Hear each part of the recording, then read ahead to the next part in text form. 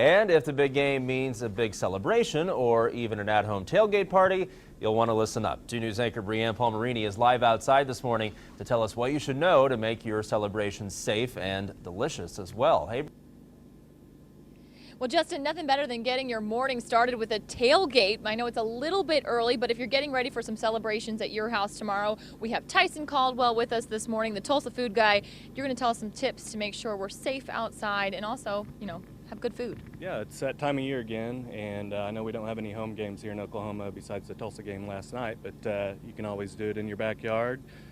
Practice up for the home games and then get out there to the games later in the year and do some tailgating. Yeah, so we've got some stuff for backyard tailgating here that make it good and fun at home. Yeah, exactly, and you can do this backyard or out in the parking lot or whatever, but in Oklahoma you're always dealing with 2 elements. Obviously, if you're tailgating, you're dealing with fire, so it's good to have a fire extinguisher and just be prepared for anything. I know I've had people helping me, tried to burn a table down once, and I've almost lit myself on fire before, so you always want to be ready, first aid kit and everything, just be burn protected.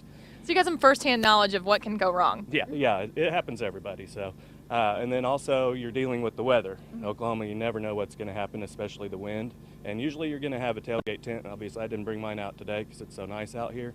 But the #1 issue I've always had is keeping that tent secured. So you got some things to show us here. Yeah, so I built, basically this right here is made out of PVC pipe, just filled it up with sand and then sealed it off. You take some bungee cord, tie this around, just hook it on there and then hook that to your tent. Have 4 of these, hook them up to each leg, and then that holds it down.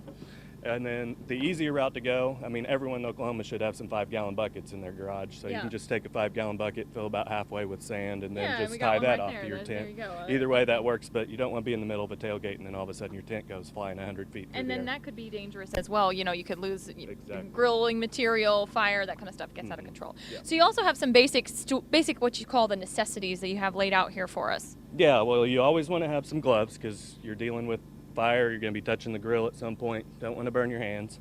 And then also you need some sort of lighter to get your charcoal started. Hopefully you're using charcoal and not gas. I'm very much against gas grills.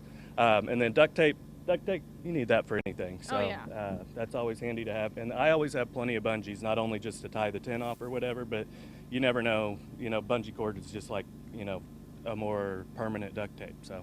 All right, well, TYSON, we will have you back in the next hour. He's going to be cooking up some food, showing us a little bit more of these tips. So stay tuned.